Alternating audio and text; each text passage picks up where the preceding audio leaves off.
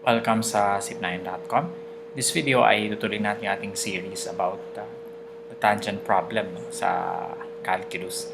And sabi natin, just a brief review, yung tangent problem, we want to find the slope of a line tangent to the function at a particular point. So here, we have line L tangent the function f at point P. No? And from the previous video, ay alam na natin yung equation nitong function na to. This is f of x equals x squared. And ang problema pala dito, bakit mahirap kunin yung tangent o mahirap kunin yung slope ng tangent line, because we only have one point. At nagawa na natin yan ng paraan from the previous video. So ang ginawa natin, gumawa tayo ng point and we named the point Q, and then we connected PQ with a line, and meron tayong secant line, and para ma-approximate yung slope ng line L, is nilalapit natin yung Q sa P as close as possible, no? Both from the left and from the right, no? And kung makikita ninyo, habang nilalapit natin yung Q sa P, ang slope nitong PQ also gets closer to the slope of line L. No? So yun bali yung konsepto. Now, of course, kung gusto natin kunin yung slope ng PQ, alam natin dapat yung coordinates ng P tsaka Q. And from the previous video, alam natin the coordinates of P is 2, 4, are 2, 4. Coordinates of P are 2, 4. And the coordinates of PQ, dahil nagba-vary siya, ginawa na lang natin siyang x and f of x. But we know this is x squared, so this can also be represented as x squared. So yan yung pinaka summary. Ito yung function natin, f of x equals x squared. Ito yung coordinates ng p, 2f of 2 or 2, 4, no? And then x, f of x, tsaka x or x squared, no? At para makuha yung slope ng PQ, we use this formula for the slope. So ito yung ginamit natin, dalawang pairs. Pwedeng f of x minus f of 2. This is y sub 2 minus y sub 1 over x sub 2 minus x sub 1. This is x minus 2. Which is the same as kung ito naman yung gagamitin natin, y sub 2 minus y sub 1, x squared minus 4, and then x sub 2 minus x sub 1, x minus 2. So makikita naman natin nga kasi ang f of x natin is x squared, di ba? At ang f of 2 natin ay 4. So, substitution lang.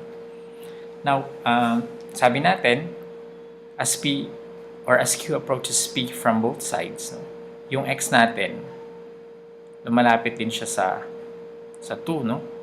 So, ibig sabihin, we want values of x that are very, very close to 2. At yan yung mga values na sinabi natin, 2.5, pag galing sa kanan ka, 2.5, 2.2, 2.1, 2.01, 2.001, and so on. So, ito yung number line natin na nandito yung 3, tsaka nandito yung 1, ito yung 2 yung sa gitna.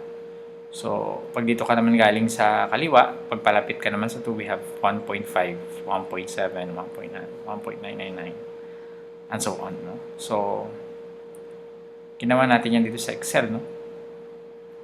So, these are some of the values of x, no? Sa left of 2.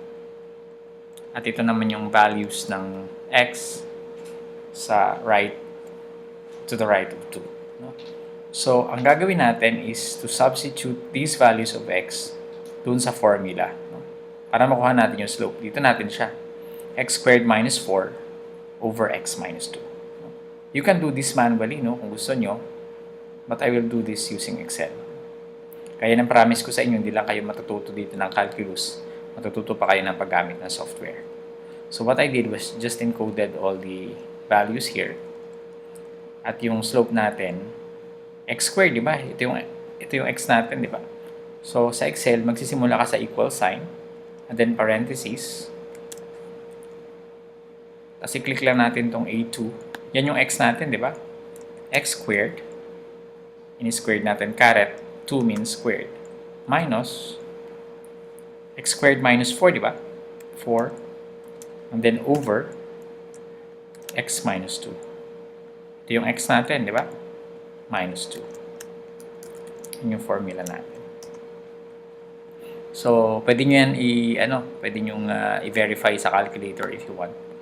1.5 squared minus 4 divided by 1.5 minus 2. Tama ba tayo? Ito yun, no? Kamalito kayo, ito yun.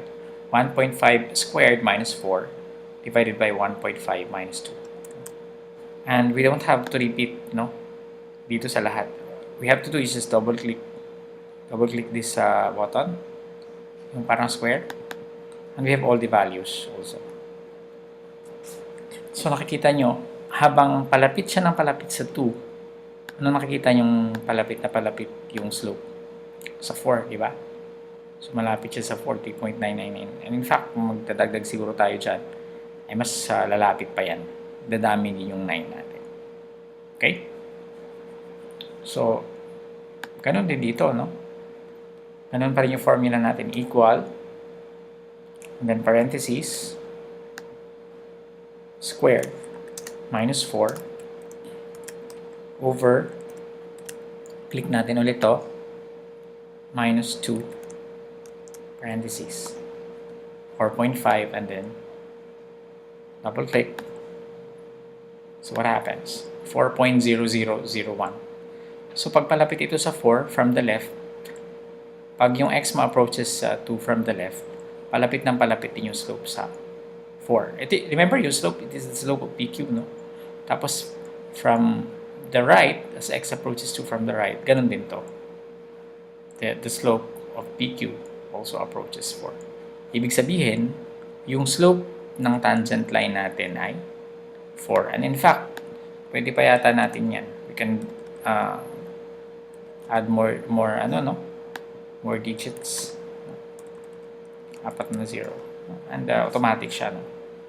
Ibig sabihin, palapit siya ng palapit. But it doesn't matter here, no? Kasi obvious na palapit siya ng palapit sa 4. No? So, anong pwede nating sabihin dito? Number 1, as x approaches 2 from the left, and the slope of PQ approaches 4. Or pwede rin, as x gets closer and closer to 2 from the left, the slope of PQ gets closer and closer to 4. No? Ganun din. Same, no? As x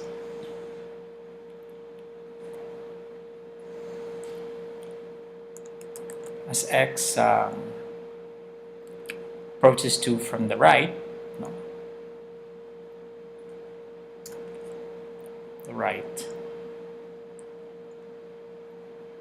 the slope of PQ also approaches 4. So, ano ang conjecture natin dito? The line, conjecture natin is, yung pinaka-problem natin na original, the slope. Ano yung original problem natin? Find the slope, di ba? The slope of line L. So, the slope of line L,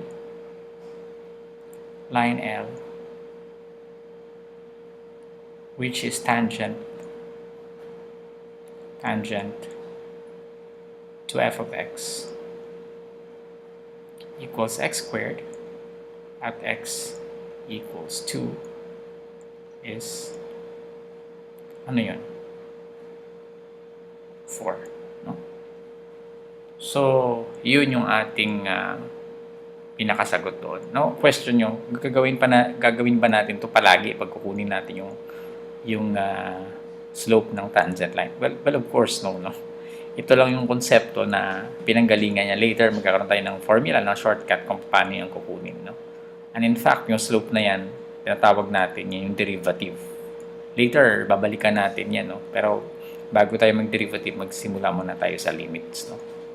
So, I think, we can check if this is indeed, the slope of this is indeed 4. No? Of course, pwede natin yan i-check pwede natin kunin yung equation, no? Gamit yung software na to. Ano ba equation ng ano na yan, ng line na yan, no? Double check lang natin kung anong bang equation niya. Can we check? 4x minus 4 yung kanyang equation, y equals 4x minus 4 ito. So, ibig sabihin, tama nga tayo kasi yung slope ay equal to 4. So, in the next video ay i-generalize lang natin ito, no? Kung ano yung paano na kung for any value of x na at any function na. So, mag-develop tayo ng formula kung paano kunin yung slope ng tangent line. Okay, so I hope meron kayo natutunan sa video na to. Be patient, no? Kasi yung mga computation ng limit, substitute lang naman yan. Pag na-develop na natin yung formula, pag nalaman na natin yung formula, magsa-substitute lang tayo. And some algebraic manipulations, no? Pero ang pinaka-importante dito is yung concept, which is pinag-aaralan natin ngayon, no? So just be patient. Magko-compute tayo ng derivative tsaka integral very soon. Okay, so maraming salamat. I hope meron kayo natutunan sa video na to. I'll see you in the next tutorial.